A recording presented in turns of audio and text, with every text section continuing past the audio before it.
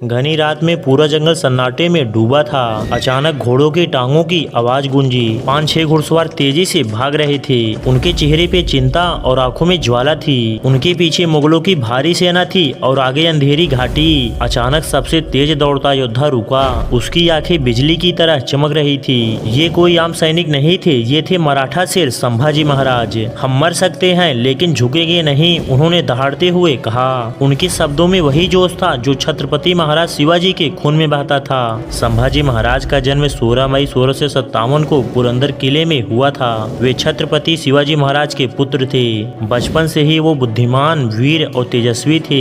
उनका पालन पोषण मराठा परंपरा के अनुरूप हुआ, जहां हर बच्चा योद्धा बनकर बड़ा होता था। लेकिन बचपन से ही उन्हें कई कठिनाइयों का सामना करना पड़ा। जब वो सिर्फ 2 वर्ष के थे तब उनकी माँ सईबाई का निधन हो गया। माँ की ममता से दूर उन्होंने वीरता और संघर्ष की राह को अपनाया। जब संभाजी युवा हुए तब उनका विवाह 1666 में येसुबाई से हुआ। उनकी पत्नी उनकी सच्ची सहयोगी बनी। जब संभाजी मुश्किल में पड़ते तब वो उनका साथ देती। इस विवाह से उनको एक पुत्र हुआ, साहू महाराज, जिन्होंने बाद में मराठा साम्राज्य को आगे बढ़ाया। संभाजी महाराज केवल एक राजा नहीं बल्कि एक कुशल योद्धा भी थे। अपने पिता की तरह उन्होंने भी मुगलों, निजामों और पुर्तगालियों से लड़ाइयाँ की। लेकिन सबसे बड़ा युद्ध तब शुरू हुआ जब उनके पिता महाराज शिवाजी का निधन हुआ। मराठा दरबार में षड्यंत्र शुरू हो गए। कुछ सरदार चाहते थे कि शिवाजी के छोटे पुत्र राजा राम को राजा बनाया जाए, लेकिन संभाजी महाराज ने धैर्य और वीरता से इन कठिनाइयों का सामना किया और 1681 में वे मराठा साम्राज्य के छत्रपति बने।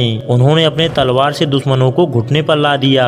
उन्होंने मुगलों को दक्षिण भारत में पैर जमाने नहीं दिया। उन्होंने बीजापुर और गोलकुंडा के सुल्तानों को हराया। उन्होंने पुर्तगालियों और अंग्रेजों को भी चुनौती दी। संभाजी महाराज अपने पिता के तरह ही स्वराज्य के लिए समर्पित थे, लेकिन किस्मत को कुछ और ही मंजूर था। संभाजी महाराज अपने सेनापति के साथ संगमेश्वर में ठहरे हुए थे। उन्हें खबर नहीं थी कि उनके ही एक विश्वास पात्र गड़ोजी सिरके ने गद्दारी कर दी थी।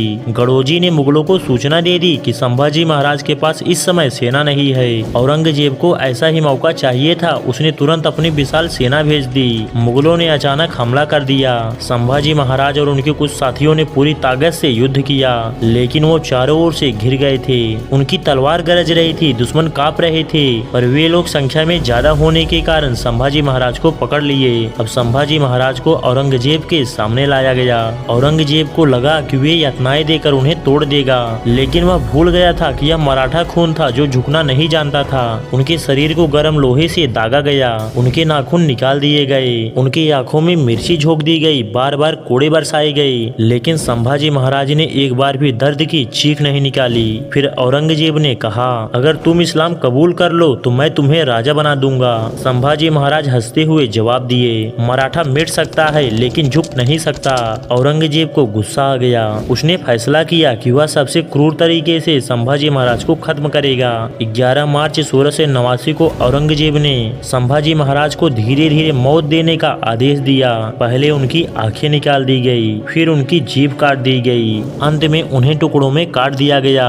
लेकिन मरते हुए भी उनके चेहरे पे मुस्कान थी। जब उनकी मौत की खबर मराठों तक पहुंची तो गुस्से की लहर दौड़ गई। हर मराठा सैनिक ने कसम खाई कि वह औरंगजेब से बदला लेगा और अगले कुछ वर्षों में मराठा साम्राज्य और भी ताकतवर बन गया। संभाजी महाराज केवल एक राजा नहीं बल्कि एक विचार थे, एक प्रेरणा थे।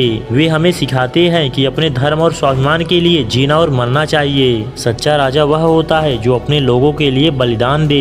आज भी महाराष्ट्र और पूरे भारत में संभाजी महाराज को वीरता और बलिदान के प्रतीक के रूप में पूजा जाता है।